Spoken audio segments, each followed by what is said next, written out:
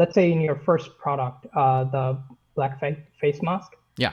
what was like the capital invested the Yeah, initial great, capital great invested? question. So, of course, you have your Shopify fee. You can't really get around that, or whatever e-commerce platform you decide to use. Of course, I like Shopify just because it's got all the app connections and it's really like the best e-commerce platform. That's just my personal opinion. Of course, there are a lot of other free to use platforms that I've also covered on my channel, like BigCommerce, Ecwid as well.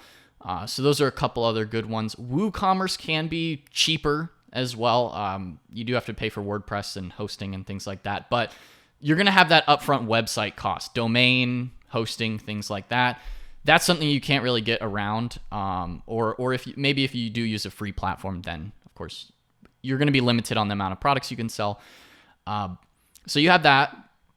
Then you have the marketing costs. Now, you can do free organic marketing through TikTok, Instagram, even people promote different products on YouTube as well, physical products, depending on, of course, the niche that you're in, as well as other social media platforms, maybe even Twitter. Of course, Instagram and TikTok are really the main ones, even YouTube to a lesser extent with physical products, but still there. You can pay for traffic and do paid ads through Facebook and things like that. That can get expensive really quickly, and you may not necessarily have a positive ROI.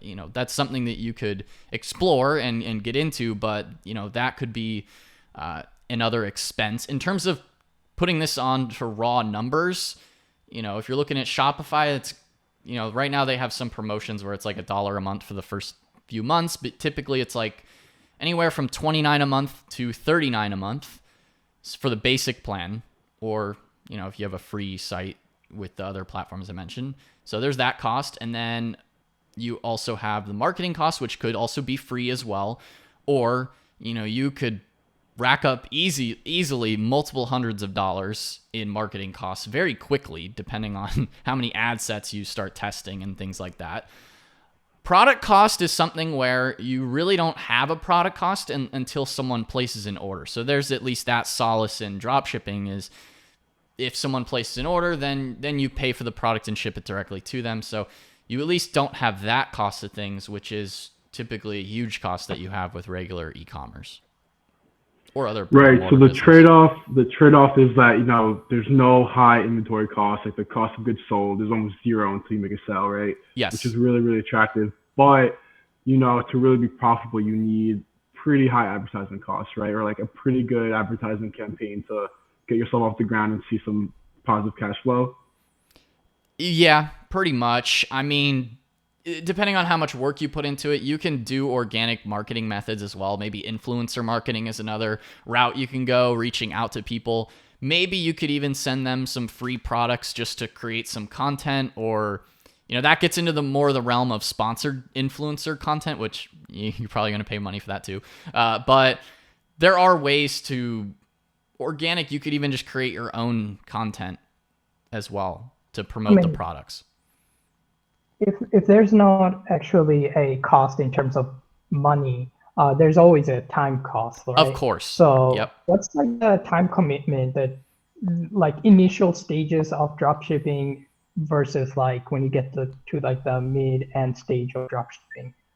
Like Yeah. what's the time commitment like?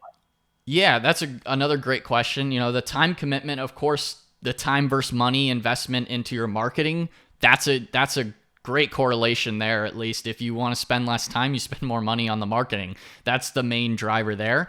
In terms of the time commitment looking at it, I mean, you could do as little as just a couple hours a week to almost a full-time work week, really, a full schedule. You could spend as little or as much time on this as you want. I mean, that's really the beauty of any sort of self-started business or sort of side hustle type of thing that people, gravitate towards. I mean, of course, the more time and energy and effort you put into learning how to do it and putting your marketing out there, obviously the more chances you have, the more lines in the water you have to hit something, right? To find some sort of success with it, or, it's going to be more time investment the more you go into it, more than likely, just because, hey, if you're seeing positive ROI on it,